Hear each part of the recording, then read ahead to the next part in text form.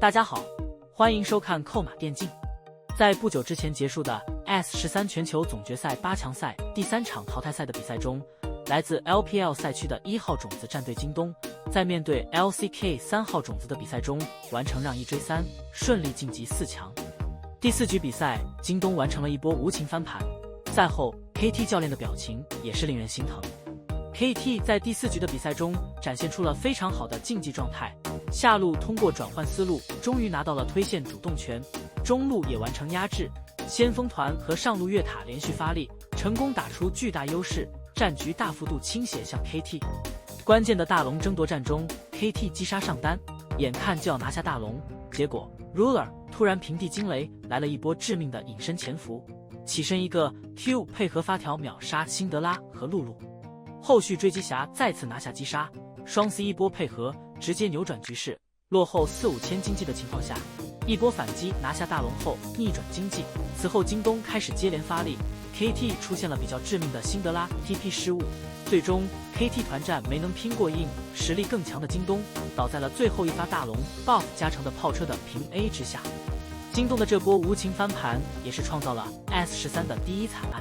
赛后画面给到3星教练，难掩悲伤的情绪哭了起来，这一路走来太不容易了，也真的太难太辛苦了。赛后 LPL 网友给予了 KT 最大的认可和尊重，认为 KT 在这次世界赛中是有4强的实力的，就是签运太差了。很多网友也纷纷发布神评，人生不可能连续倒霉7次，因为第6次已经扛不住了。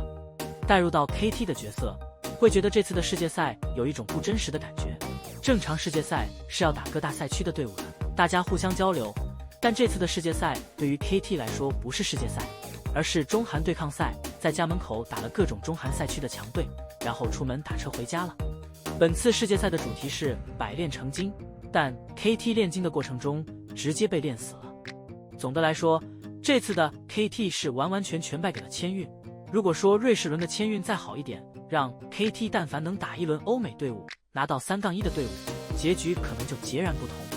面对实力强大的京东 ，KT 拼尽全力，最后倒下了，就像漏壶被两面宿傩秒杀，这无疑是令人敬佩的一支队伍。他们的世界赛之旅虽然只走到8强，但所有人都记住了他们。本次世界赛 LCK 已经被淘汰3支队伍，仅剩下一支 T1 战队将会迎战李宁战队。这场比赛对 LCK 来说至关重要，可以说除了 LPL 观众和 LPL 铁粉之外，所有人都希望 T1 能够保留最后的火种。但说实话，以今年中韩赛区的整体表现趋势来看， T1 属于逆势而为，是凶多吉少的一个状态。LPL 的整体状态过于火热，会让 T1 承受巨大的压力。如果 T1 能够取胜，那么 T1 大概率是本次世界赛 LCK 的最强队伍，但 T1 如果被淘汰了，那么4支 LCK 队伍实力排名方面 KT 可能不比3星差，或者说在同一级别， LCK 队伍在拼团战这一块的能力整体是不如 LPL 的。李宁将对阵 T1 争取晋级4强的最后一个席位，4强有可能迎来 LPL 内战，因此京东挺进4强后，压力给到李宁的词条也成功登顶热搜第1。这一次能够创造历史进入8强，对于李宁而言是最好的结果，但他们的抽签运气确实很差，直接抽到了 T1 这支有可能夺冠的战队，就算是击败了 T1 之后，也会遇到京东这样的战队，而这对于李宁而言十分难受，毕竟他们现阶段的强度至少能够进入决赛，只要能够抽到好签，面对3星还是很有机会击败对手的。但抽到了这样的签，李宁也只能努力争取，看看能不能接连击败2个强敌，笑到最后。如果李宁可以击败 T1， 那么 LPL 将成为历史上首个包揽全球总决赛前4的赛区。而作为本届举办地东道主韩国，他们自然也是把最后的希望全部寄托给了 T1。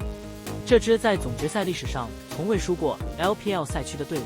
老 Faker 率领下拥有对战中国队100%胜率的传奇。T1 想要赢，得期待 BP 领先且前期优势，比赛一旦拖到后期的团战， T1 就会陷入被动。站在 LPL 观众角度上，个人认为李宁只要 BP 不落后，选手状态在线，就可以与 T1 鏖战到后面，并且拿下胜利。好了，以上就是本期的全部内容。你们觉得 LPL 4支战队能全部进入4强吗？大家有什么想说的？欢迎在下面的评论区交流讨论，我会去挨个查看。感谢老爷收看，欢迎点击订阅，我们下期再见。